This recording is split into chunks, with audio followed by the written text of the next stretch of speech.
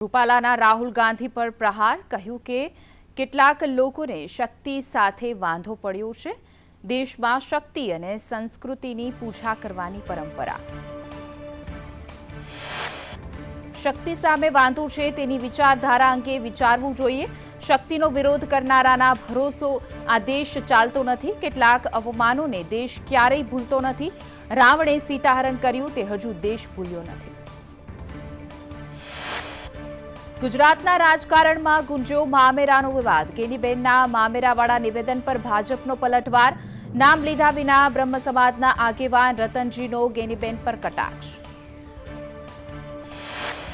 ભાજપના રતનજીએ કહ્યું કે મામેરું એક વખત ભરાય છે, બે વખત નહીં। બ્રહ્મ સમાજના આગેવાને લોકોને ભાજપને મત આપવા કરી અપીલ। ગેનીબેને કહ્યું હતું, મતથી મારું મામેરું ભરજો।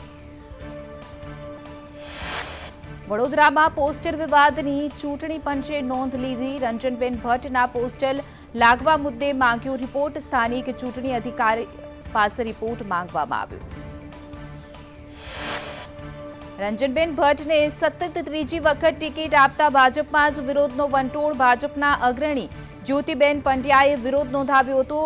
મધુ શ્રીવાસ્તવ પણ રંજનબેન સામે મેદાનમાં, તો વડોદરામાં આ વખતે રંજનબેન માટે કપરા ચઢાણ। લોકસભા ચૂંટણી પહેલા રાજપીપળામાં ભાજપનો ભરતી મેળો। રાજપીપળા નગરપાલિકાના વિપક્ષ નેતા શાહીનુર ભાજપમાં જોડાશે। ઇમ્તિયાજ કાદરી 500 કાર્યકરો સાથે ભાજપમાં જોડાશે। કોંગ્રેસ સીઈસીની આજે બેઠક મળશે। ગુજરાત, રાજસ્થાન, મધ્યપ્રદેશની બેઠક આજે મળશે।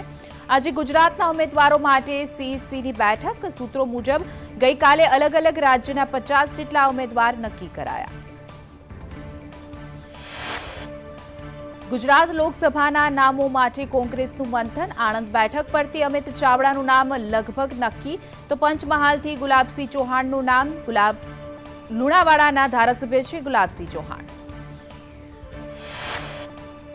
નવસારી બેઠક પરથી મુમતાઝ પટેલ લડી શકે છે ચૂંટણી। ભરૂચમાં ટિકિટ ન મળતા મુમતાઝ પટેલ હતા નારાજ। સીઆર પાટીલ સામે મુમતાઝ પટેલ લડી શકે છે ચૂંટણી। ગાંધીનગર મહાનગરપાલિકા થશે કોંગ્રેસ મુક્ત। હોળી બાદ કોંગ્રેસના 2 કોર્પોરેટર જોડાઈ શકે છે ભાજપમાં। અંકિત બારોટ અને ગજેન્દ્રસિંહ વાઘેલા જોડાશે ભાજપમાં।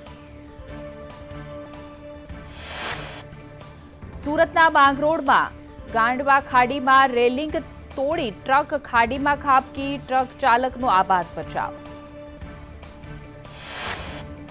ગાંધીનગરમાં સ્વામિનારાયણ ધામ ઇન્ટરનેશનલ સ્કૂલના વાલીઓનો વિરોધ। ધોરણ 1 થી 8નો સ્કૂલ સમય સંચાલકોએ બદલતા રોષ। વાલીઓ સાથે ચર્ચા વિના જ સમય બદલતા રોષ।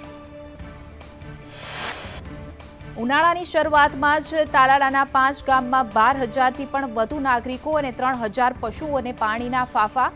પીખોર, ગુંદવાડા, રામપરા, સેમળિયા અને રાયડી ગામમાં પાણીની તીવ્ર તંગી। ગુજરાત યુનિવર્સિટી હોસ્ટેલમાં હુમલા બાદ વીર નર્મદ દક્ષિણ ગુજરાત યુનિવર્સિટી હરકતમાં આવી। ઘટના બાદ બંને તો જાણ કરવા વિદ્યાર્થીઓને સૂચના આપવામાં આવી। પોલીસ દ્વારા પણ ખાનગી વસ્ત્રોમાં પેટ્રોલિંગ હાથ ધરાશે।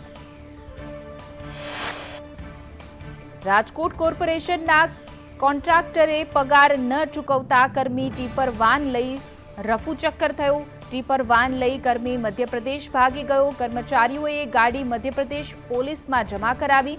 2 મહિનાથી ગાડી ગુમ છતાં કમિશનરને અંધારામાં રખાયા। યાત્રાધામ દ્વારકામાં હોળી નિમિત્તે ફૂલડોલ ઉત્સવની ઉજવણી। સવારથી જ દર્શન માટે ભક્તોનું ઘોડાપૂર ઉમટ્યું।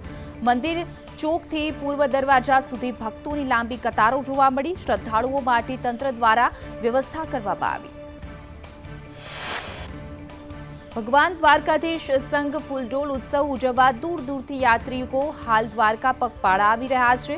દર વર્ષે હોળી ધૂળેટીના પર્વ પર લાખો ભક્તો દ્વારકાધીશના દર્શને આ તહેવાર પર આવતા હોય છે। માધવપુરના મેળાનો રંગારંગ પ્રારંભ। ધૂળેટી સુધીમાં હજારો ભક્તો પ્રભુ શ્રી કૃષ્ણના દર્શન કરશે। દરિયા કિનારાથી પણ મજા માણશે। દાહોદ ખાતે વૈષ્ણવ મહિલાઓ દ્વારા હોળીના રસિયાઓનો કાર્યક્રમ યોજાયો. 300થી પણ વધુ મહિલાઓએ ફૂલની ઉછામણી કરી રસિયાના તાલે નૃત્ય કર્યા. સુરત ઇન્ટરનેશનલ એરપોર્ટમાં ડુક્કરનો ત્રાસ. એરપોર્ટ પરિસરમાં ડુક્કરનો જમાવડો. ડુક્કર એરપોર્ટ પરિસરમાં આંટાફેરા કરતા દેખાયા. ડુક્કરના આંટાફેરાથી લોકો હેરાન પરેશાન.